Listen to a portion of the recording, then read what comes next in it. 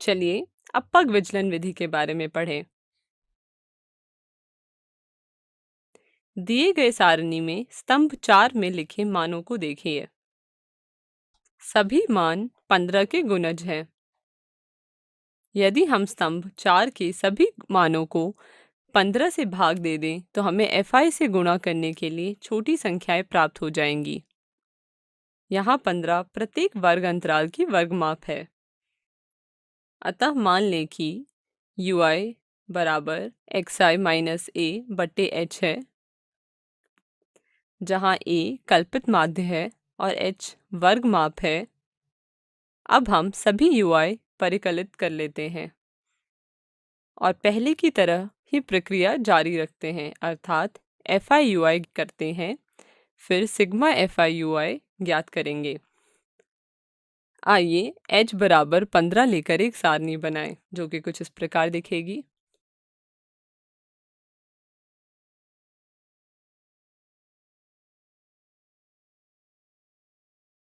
अब मान लीजिए u बार बराबर सिग्मा fi ui बटे सिग्मा fi है।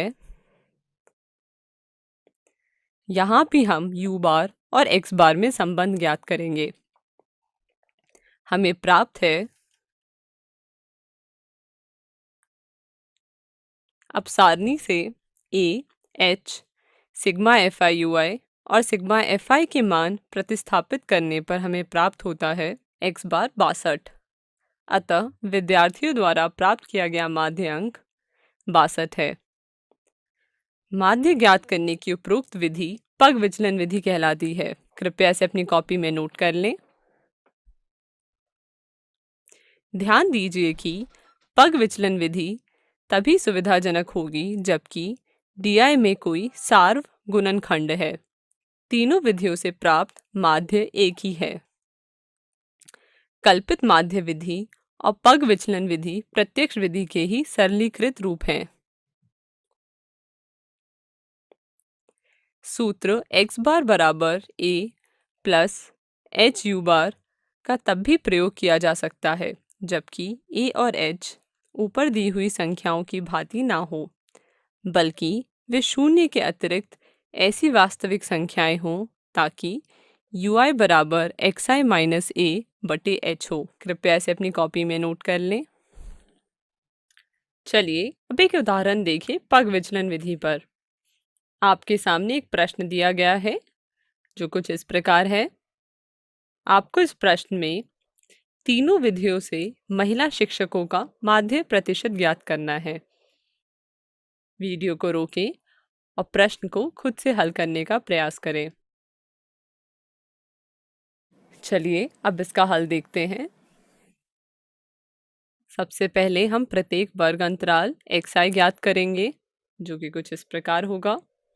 यहाँ हम a 50 लेंगे, h जो कि ऊपरी वर्ग सीमा है माइनस निचली वर्ग सीमा, जिससे हमें 10 मिलेगा। तब DI बराबर xi माइनस 50 कुछ इस प्रकार होगा और ui बराबर xi माइनस 50 बटे 10 होगा। अब fi xi है और fi di है, fi ui है। उपरोक्त सारणी से हमें प्राप्त होता है a बराबर 50, h बराबर 10, सिग्मा fi बराबर 35, सिग्मा fi xi बराबर 1390, सिग्मा fi di बराबर माइनस 360, सिग्मा fi di बराबर माइनस 360, सिग्मा fi ui बराबर माइनस 36। और प्रत्यक्ष विधि का प्रयोग करने से हमें यह हल मिलेगा और कल्पित मध्य विधि का प्रयोग करने से हमें यह हल मिलेगा और पग विचलन विधि के प्रयोग से हमें यह हल मिलेगा। अतः हम कह सकते हैं कि ग्रामीण क्षेत्रों के प्राथमिक विद्यालयों में महिला शिक्षकों का माध्य 39.71 है। इसे अपनी कॉपी में नोट कर लें। एक बार दोहरा लेते हैं कि हमने कौन कौन सी विधियां पढ़ी। हमने पढ़ी प्रत्यक्ष विधि, कल्पित माध्य विधि और पग विचलन विधि।